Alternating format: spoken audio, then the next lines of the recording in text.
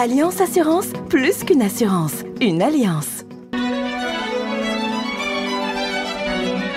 Pour bien s'entendre, il faut bien s'écouter. Rendez-vous sur M, la petite radio du Grand Maghreb. Amis auditeurs de Radio M, bonjour et à nouveau bonne année, bienvenue en 2021. Nous allons débuter cette nouvelle année avec un sujet sensible, un sujet important, celui de la question mémorielle entre l'Algérie et la France. Un dossier qui est traité de plus en plus de manière dépassionnée. On arrive à le faire de plus en plus, notamment grâce à la mission que les deux présidents ont confiée à des historiens sur comment essayer de faire en sorte que les mémoires soient partagées. Pour aller dans le détail de ce dossier et peut-être aussi pour l'examiner sous un autre angle, nous avons le grand plaisir d'accueillir à nouveau sur Radio M le professeur Seddiq Larkesh, professeur universitaire à Lyon et écrivain, qui nous a déjà fait bénéficier de ses lumières sur Radio M. Professeur, bonjour. Bienvenue. Alors le son, est-ce qu'on a le son de Lyon? Oui. Oui, moi je vous entends très bien. C'est parfait. Alors, la première question que j'ai envie de vous poser, c'est, vous avez interpellé le 4 décembre dans un article paru chez nos confrères d'Al Watan, on peut dire, le président Macron qui avait répondu à votre lettre ouverte, Le Poison français de 2017, en lui faisant observer que si le rapport qu'il a demandé au professeur Benjamin Stora ne comportait pas en son sein une allusion, une évocation précise des réparations que la France devait verser à l'Algérie, il raterait l'essentiel. Alors, pourquoi ? Parce que la question mémorielle est aujourd'hui totalement d'actualité et qu'elle, passez-moi l'expression, gangrène un peu les relations algéro-françaises depuis très longtemps, et que l'utilité d'un rapport pertinent, c'est d'amener de la nouveauté et passer un palier dans cette question mémorielle qui s'enlise depuis un certain nombre d'années. Et donc, je suis à la fois optimiste, j'ai même envie de dire peut-être confiant, mais également interrogatif sur le contenu qui sera révélé dans quelques jours et transmis au président de la République française, Monsieur Emmanuel Macron. Oui, mais vous dites il faut aller au fond des choses. Vous rebondissez sur le fait, que le président Macron a été le premier président. À l'époque, il était candidat à reconnaître le caractère de crime contre l'humanité de la période coloniale. Il a évoqué le mot de barbarie. Et puis vous dites il faut aller au bout, il faut aller plus loin. C'est la réparation. C'est quoi exactement ce dossier de la réparation ? Vous avez raison de dire que le président Macron avait, à son niveau, passé déjà un premier palier en reconnaissant les crimes nombreux, catastrophiques sur la population algérienne, ces crimes qu'il désignait comme crimes contre l'humanité, une première dans les annales des relations algéro-françaises. Et donc, à ce titre, il faut lui reconnaître ce courage politique d'avoir posé cette question. Ensuite, l'élément qui est aujourd'hui, qui se pose d'une manière forte, c'est de se dire que fait-on finalement avec cette reconnaissance de crimes contre l'humanité? Est-ce que nous devons les absoudre par je ne sais quel tour de magie politique ou intellectuelle, ou est-ce que nous devons affronter d'une certaine manière ces démons qui gangrènent la dimension mémorielle entre la France et l'Algérie? Ma conviction, c'est que si on aborde ces démons d'une manière dépassionnée, sereine, en essayant, dans une visée de rapprochement finalement des peuples français et algériens, de poser cette question de fond, qui est la question de la réparation de ces crimes, c'est une manière de passer un autre palier et d'aller jusqu'au bout des responsabilités des uns et des autres. Et donc cette question de fond, si elle est occultée, continuera, et j'en suis convaincu, à gangréner, à laisser une part extrêmement difficile de relations transparentes entre la France et l'Algérie. Alors, professeur Larkesh, on connaît votre travail, on connaît votre engagement pour faire en sorte que les torts de la France dans cette question-là soient reconnus et réparés, hein, justement. Est-ce que vous considérez que la décision du Conseil constitutionnel français de février 2018, qui reconnaît l'égalité de traitement des victimes de guerre d'Algérie, est un premier pas dans cette direction? Vous dites dans votre article d'Al Watan que, bizarrement, c'est un progrès qui a été occulté, mis sous silence à Alger.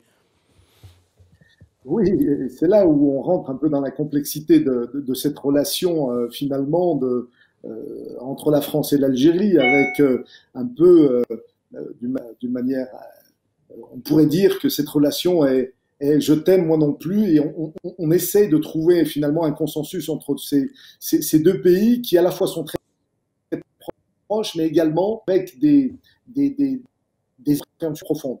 La décision du Conseil constitutionnel est une décision excellente dans la mesure où elle octroie l'égalité de traitement entre les populations, ce qui est une avancée très importante. La difficulté, c'est que tout de suite après, il y a eu une autre décision qui ne permettait plus aux personnes victimes d'origine algérienne de ces crimes coloniaux de pouvoir déposer des requêtes.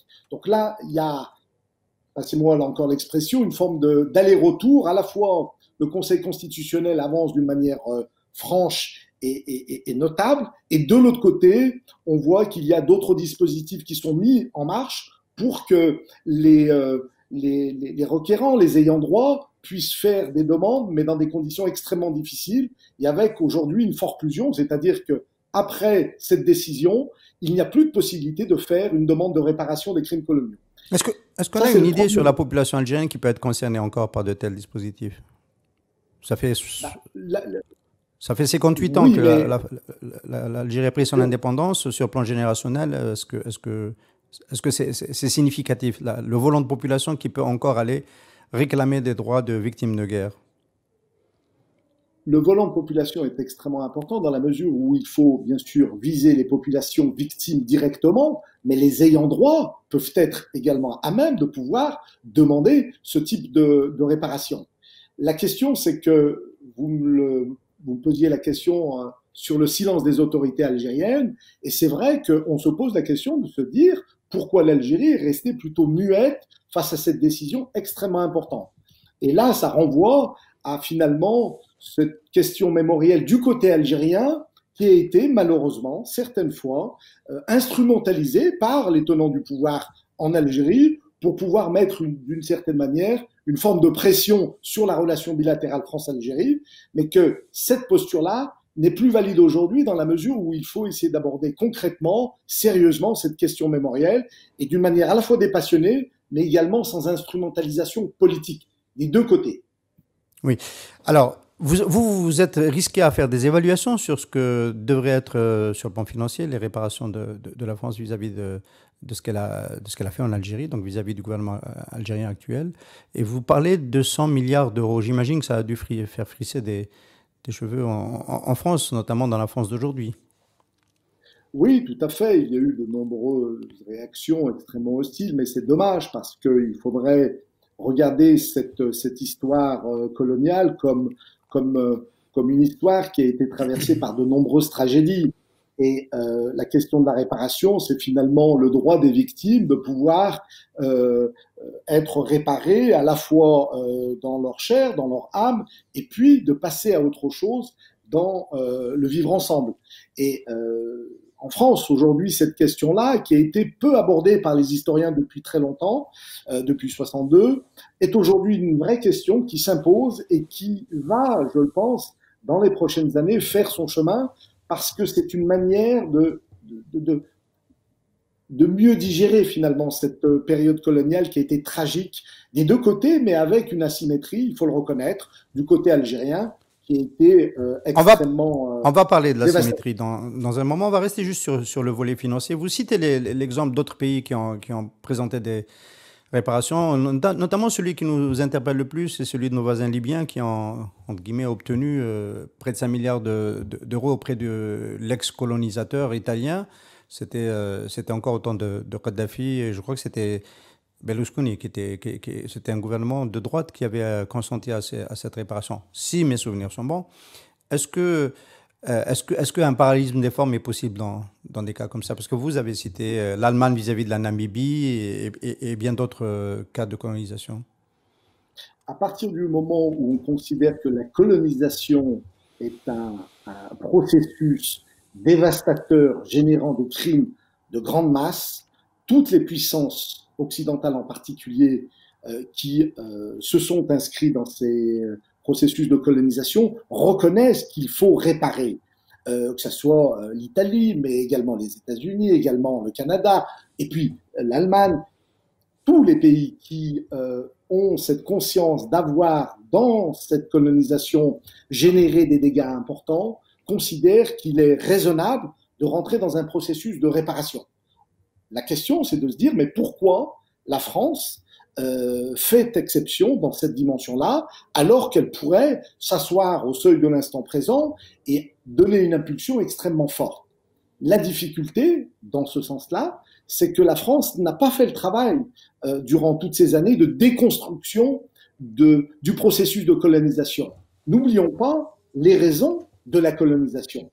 La colonisation qui s'est opérée en Algérie et ailleurs est d'abord une colonisation qui était présente pour exploiter des populations locales avec un fondement principal qui est la question de se dire que ces populations locales, qu'on pouvait même appeler indigènes, n'étaient pas égales aux autres populations de la métropole ou d'ailleurs. C'est ce traitement discriminant qui fonde la colonisation en Algérie et ailleurs. Et donc, si la France, terre des droits de l'homme, qui est un grand pays de démocratie et de liberté, n'arrive pas à gérer ce démon de cette colonisation en acceptant de déconstruire les repères de la colonisation, je pense que ce sera très difficile dans les mémoires collectives françaises de digérer cette période qui continue à hanter un certain nombre de Français dans le pourquoi nous sommes allés en Algérie, pourquoi nous avons considéré ces indigènes, ces autochtones comme des gens inférieurs, pourquoi nous les avons torturés en grande masse et pourquoi nous n'avons jamais été capables de leur octroyer les mêmes droits. Alors, c'est la question. Alors, ça c'est effectivement le territoire de la mémoire. Le territoire du présent, ce serait aujourd'hui pour essayer de répondre à la question pourquoi la France ne fait pas comme d'autres puissances colonisatrices, occupantes, et engage un processus de réparation. Est-ce que c'est pas dû au fait que quelque part, quand même, on considère que la France a laissé une œuvre civilisationnelle entre guillemets? La loi de 2005, très controversée, y fait référence. Et donc, pourquoi réparer à un endroit sur un territoire où on a aussi contribué à, entre guillemets, diffuser du progrès? C'est là où on rentre dans le cœur du réacteur, passez-moi l'expression, où il est certain qu'il y a eu des Français, des Européens au sens large du terme, qui ont essayé de bien faire en Algérie. Ce n'est pas la question. Ce n'est pas la question des infrastructures qui ont été réalisées en Algérie durant la colonisation. Ce n'est pas la question d'essayer de justifier les luttes en Méditerranée pour essayer de piller tel ou tel vaisseau, qui sont la question de fond. La question de fond, c'est de dire, est-ce que le processus de colonisation est un processus qui était bienvenu et qui permettait de ne pas déstructurer, de ne pas démanteler une société tout entière. Le bilan, il est tragique pour l'Algérie. On peut le rappeler très rapidement. Une population d'environ 10 millions de personnes, mais qui a été victime, on peut évaluer très aisément entre 2 et 3 millions de victimes, entre les déplacés, les torturés, les tués, les violés, et puis également avec un bilan, et là on ne peut pas se voiler la face, la quasi-totalité des Algériens en 62, c'est-à-dire à la veille de l'indépendance, étaient quasiment analphabètes en français et en arabe. C'est-à-dire qu'on a paupérisé, on a clochardisé une population qui auparavant, et là il faut le rappeler, avant 1830, les Algériens étaient plus scolarisés que les Français qui étaient au début d'une scolarisation massive. Pourquoi? Parce qu'on peut se poser la question de dire, mais est-ce que cette réalité est une réalité palpable?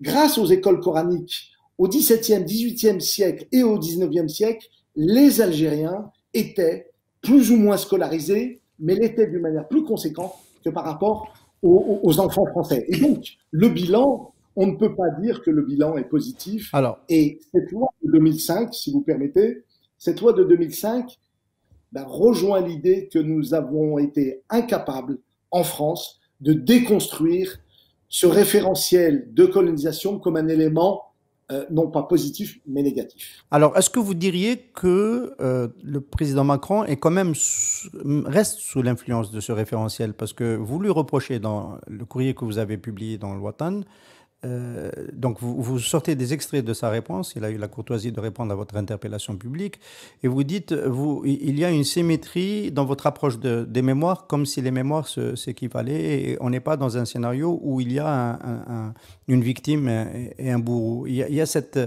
tentation de la symétrie des mémoires et à la limite de la convergence des destins, un peu sur la base de... Il n'y a pas de différenciation entre les victimes et les bourreaux. Tout à fait. Et la première chose qu'il faut, je rappelle, reconnaître au président Macron qu'il a eu le courage d'assumer l'idée qu'il y a eu des crimes contre l'humanité en Algérie. Première chose.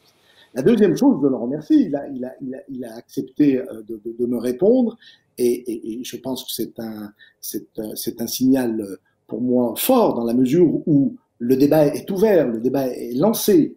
Mais c'est vrai que sur le fond de sa réponse, le fait de considérer, comme souvent on le fait en France, entre le colonisateur, la puissance coloniale et les colonisés, d'essayer, pour neutraliser les responsabilités, les mettre au même niveau dans une approche symétrique, c'est, passez-moi l'expression là encore, c'est un peu duper son monde, et c'est dommage, parce que ça ne permet pas de réconcilier les mémoires. Il y a eu une puissance coloniale, il y a eu des colonisés, avec quasiment 15, 20, 25% de la population qui a été décimée à grande échelle. Et ce sont non pas les Algériens qui l'expriment, ce sont les Français, certains historiens. Et je peux au moins faire deux références à deux collègues qui sont historiens et qui ont beaucoup écrit sur cette dimension-là. Je pense à Olivier Lecourt-Grandmaison, ou je pense à Gilles Manseron, qui ont écrit sur cette question mémorielle et qui disent, d'une manière très explicite, beaucoup plus forte que la mienne au sens des mots, que la France a été une puissance coloniale dévastatrice pour le peuple algérien. Donc on ne va pas se voiler la face en disant il y a eu des victimes des deux côtés et on passe à autre chose. C'est pas sérieux et ça pose des problèmes à toutes les personnes qui souhaitent aller sur ce terrain-là. C'est-à-dire, comment vous expliquez que la revendication de la réparation financière ne soit pas si portée que cela en Algérie? On n'a pas le sentiment que ce soit... On a le sentiment que les Algériens revendiquent un autre type de reconnaissance. Je pense que, et là c'est une responsabilité algéro-algérienne, l'Algérie a surfé sur cette fibre mémorielle durant de nombreuses années, depuis 62, en essayant de faire pression sur la France, non pas d'une manière concrète, précise, mais en essayant de ressortir, lorsque les relations étaient un peu difficiles, cette question mémorielle. Donc l'Algérie, et là c'est une vraie critique de fond du côté algérien, c'est qu'on n'a pas abordé cette question de manière sérieuse et dépassionnée. Si l'Algérie avait abordé cette question-là avec un dispositif et une énergie pour essayer de mieux comprendre ce qui s'était passé et comment on pouvait résoudre cette question-là, on n'en serait pas là aujourd'hui, parce que l'Algérie, pendant 60 ans, a, d'une manière récurrente, esquissé, espéré quelques excuses de la France. Les Algériens n'ont pas besoin d'excuses. C'est pas ça le problème. Et les autorités algériennes, durant de nombreuses années, ont été à côté des enjeux de cette question mémorielle. La question, c'est la reconnaissance politique de ces crimes coloniaux, de cette colonisation, et par prolongement, la réparation financière des victimes de cette colonisation. Et ces deux questions-là sont essentielles, et malheureusement, l'Algérie n'a pas été au rendez-vous, et il faut le regretter fortement. Alors, depuis votre premier pamphlet, on peut l'appeler ainsi, le poison français, la situation ne s'est malheureusement pas arrangée en France. Il y a eu encore des attentats islamistes qui, en fait, ravivent inexorablement cette question mémorielle. C'est rattaché aux ex-colonies, c'est rattaché à une on va dire, un imaginaire collectif phobique par rapport à tout ce qui peut venir de ces régions-là. Il y a une cohabitation de plus en plus difficile. On parle maintenant, il y a une loi sur le séparatisme communautaire. Le contexte n'est plus, on a le sentiment, est de moins en moins favorable à des gestes du type de ceux que vous revendiquez, notamment sur la question algérienne, qui a tendance à cristalliser toutes les phobies. Malheureusement, l'histoire m'a un peu donné raison, c'est-à-dire qu'en écrivant le poison français, qui est la question du racisme à l'égard des musulmans de France de 2015 à 2017, avec la sortie de l'ouvrage, je présageais qu'on allait aller vers une course effrénée vers à la fois une incompréhension profonde entre les différentes populations de France et puis une islamophobie profonde, galopante, qui allait là gangréner l'assise républicaine en France. Cette question-là est posée et il faut la résoudre là encore d'une manière rigoureuse mais sereine, non pas pour essayer d'allumer le feu ici et là, mais pour essayer de rapprocher les populations. Mais pour cela, il faut poser les problématiques sérieusement. La question du racisme en France à l'égard des musulmans s'est accélérée ces dernières années parce qu'ils sont souvent, malheureusement, sujets à être les porteurs du nouvel antisémitisme français et comme la population ciblée, comme celle qui porte le désordre en France.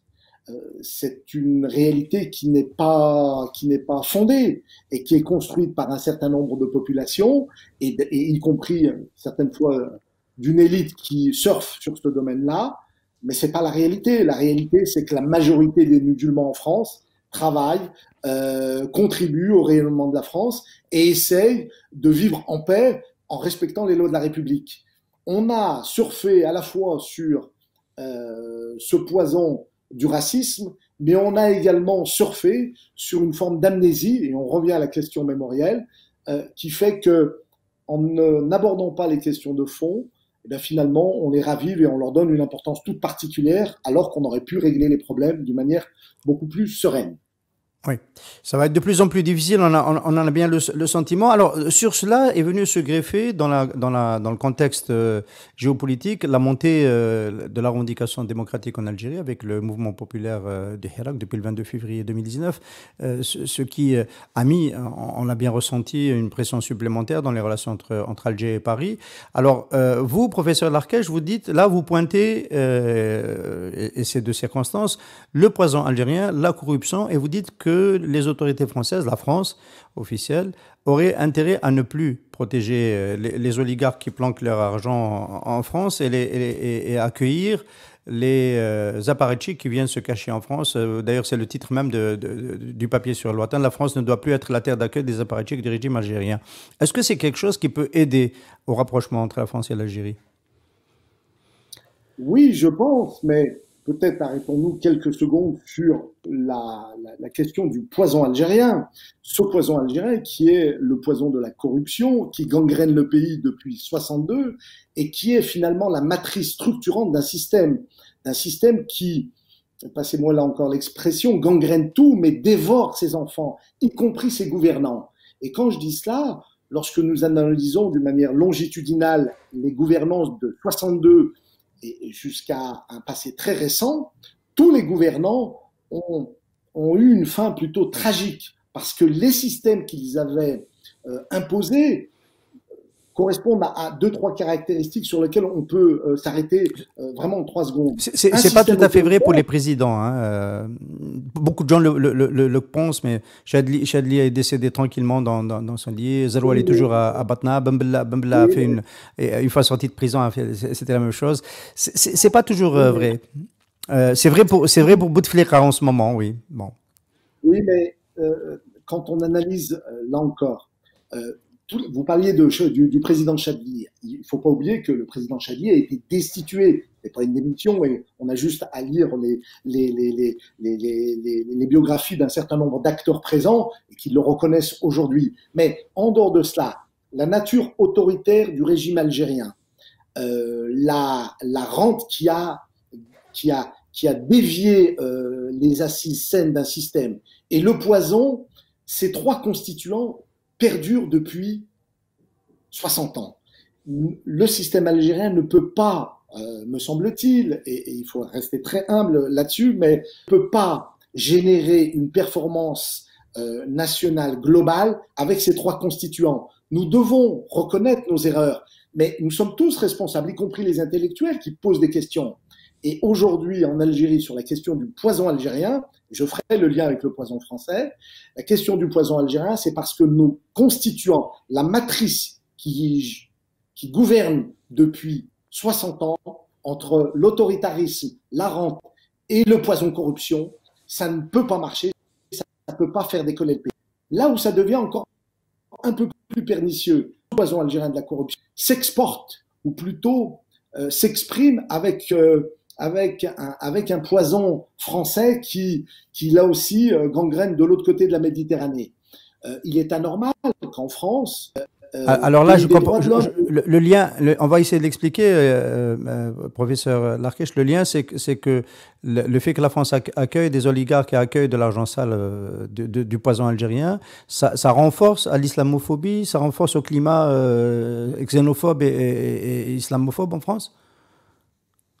Ça génère un mécontentement extrêmement fort des populations des deux côtés. Quand vous avez des oligarques algériens qui viennent surfer sur le système français et qui sont accueillis d'une manière en toute impunité, ça pose des problématiques, y compris en Algérie.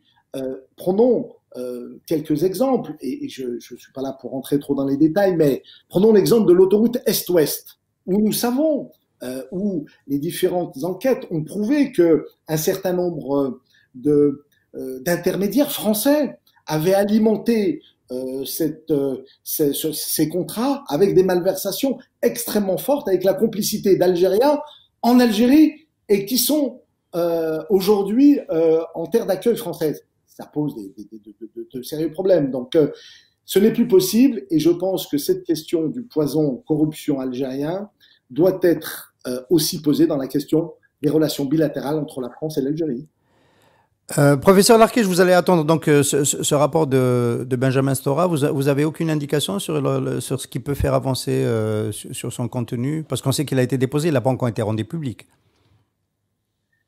Je crois qu'il a été reporté dans son dépôt et qu'il est prévu pour la mi-janvier. Mais il faut savoir que là où on peut avoir un peu d'espoir, c'est que le président Tebboune, et quoi qu'on en dise, a insisté sur cette question mémorielle. Et vous savez que le 8 mai 45 est aujourd'hui une journée de la mémoire en Algérie. Donc peut-être que cette question mémorielle sera abordée dans les prochaines semaines, dans les prochains mois, d'une manière beaucoup plus rigoureuse pour pouvoir finalement digérer tous les points qui sont en suspens, et il y en a de nombreux. Oui, mettez pas le président Tebboune dans la catégorie des apparatchiks algériens qui pourraient abriter des intérêts en France, non?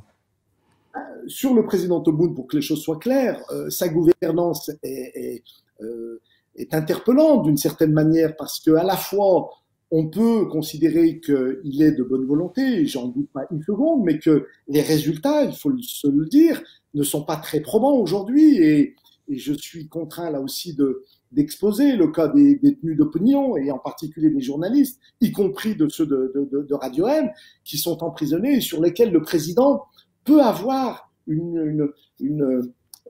un impact positif en essayant de libérer tous ces détenus d'opinion qui n'ont pas lieu d'être, parce que ça fragilise l'Algérie sur la scène nationale, mais sur la scène internationale, parce que on se dit, mais qu'est-ce qui se passe finalement? On n'arrive pas à décoller, et la question des libertés, qui doit être le socle finalement de cette nouvelle Algérie, n'est pas au rendez-vous. Et dire cela, c'est une manière aussi de poser le problème comme quelque chose de déstructurant, démotivant pour des millions d'Algériens. C'est-à-dire, Pour finir, est-ce que le lien entre le poison algérien et le fait que la question mémorielle n'ait pas réussi à évoluer de la façon dont on l'aurait souhaité, qu'elle évolue, c'est pas lié aussi au fait que, faute de légitimité, corruption en Algérie, etc., les pouvoirs algériens qui sont succédés, plutôt ces dernières années, hein, cela n'a pas toujours été le cas à la période de Bembla ou de Boumediene, on n'en était pas là, il n'y avait pas autant d'argent, il n'y avait pas cette dérive de la corruption telle qu'on la connaît aujourd'hui. Est-ce que ce n'est pas la faiblesse politique et l'illégitimité des régimes à Alger qui ont fait que finalement il n'y a pas une vraie pression réelle? Et on a le sentiment que la diaspora et les intellectuels franco-algériens sont plus porteurs de cette exigence de la réparation et de la convergence mémorielle, et du travail sur la mémoire et la reconnaissance des crimes français en Algérie. Vous avez raison, la question de la légitimité des gouvernants algériens depuis 62 se pose et s'est posée. Et il faut. Il y avait des moments où ils étaient plus forts. Hein. Ils n'étaient pas. Oui, mais. Les régimes algériens, il y avait des moments où ils avaient un consensus plus fort. Prenons un exemple d'un président qui était extrêmement populaire, le président Boumediene, qui avait un double atout. À la fois, il était populaire et puis il avait un grand projet. Par contre, il avait une faiblesse structurelle extrêmement forte et qui a fait que ça n'a pas marché. C'était la nature autoritaire du régime de l'époque. Et on ne va pas rentrer dans ces détails-là, mais toutes ces gouvernances ont la même matrice. Et si on n'est pas capable, en tant qu'Algérien, de déconstruire ce référentiel, je pense qu'on n'arrivera pas à décoller. Comme du côté français, si la France n'arrive pas à déconstruire son référentiel d'aspects positifs de la colonisation, je pense que cette problématique perdurera et gangrénera à la fois en France, mais également dans les relations algéro-françaises. Merci beaucoup, merci professeur Sader Larkesh, merci pour cet accompagnement. C'est la première émission de 2021, on va attendre les réactions. Merci. Merci. Alliance Assurance, plus qu'une assurance, une alliance. Pour bien s'entendre, il faut bien s'écouter. Rendez-vous sur M, la petite radio du Grand Maghreb.